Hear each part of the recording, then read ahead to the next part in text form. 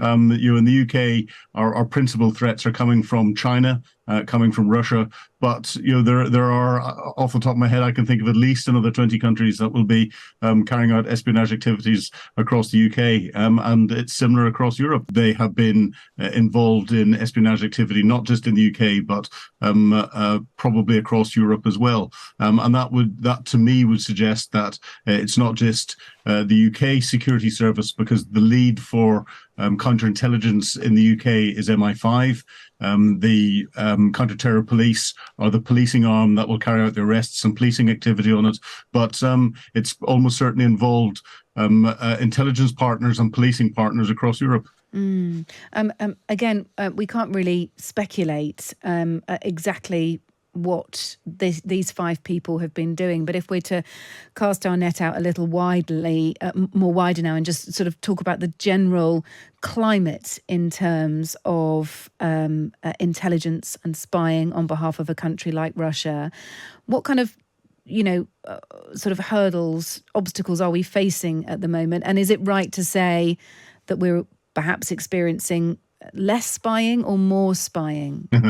Significantly more. Yeah. I think the big issue is that whenever the wall came down and the Russians became our friends, and we didn't have any problems in Northwest Europe, our counterintelligence agencies turned to dealing with counterterrorism, because terrorism was on the rise. And we took our eye off the ball of hostile intelligence services from different countries around the world coming and continuing their activities. Interestingly, since the Cold War finished, there have been more intelligence officers in the Russian embassies and other embassies in London and other countries around the world than during the Cold War. So, espionage activities have increased, but because we took our eye off the ball, they've become more embedded in society, and we haven't quite got that wider understanding that we probably had beforehand whenever it was clear black and white. And this is something that we have to re-educate the population again, that this is still ongoing. It hasn't changed, and it's got stronger. Espionage is the second oldest profession. It hasn't gone away. Yeah, and sort of talking about it being the second oldest profession, we know that there's cyber hacking. We know that technology plays a large part in espionage these days. But actually, how much proportionately still is good old-fashioned spying, and what kind of methods might that be these days?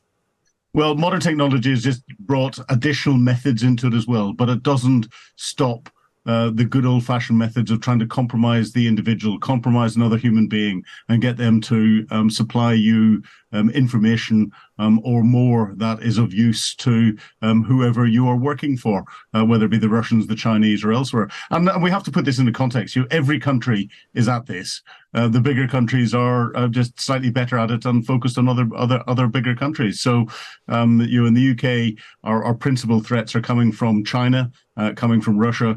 But there are, off the top of my head, I can think of at least another 20 countries that will be carrying out espionage activities across the UK, and it's similar across Europe. Yeah. And of course, we're doing similar things inside Russia, China, and others. It's just slightly more difficult. What is the most commonly used non-technology-based form of espionage? If we're to get a bit James Bond, what is the sort of method that is carried through the decades and is still widely used today?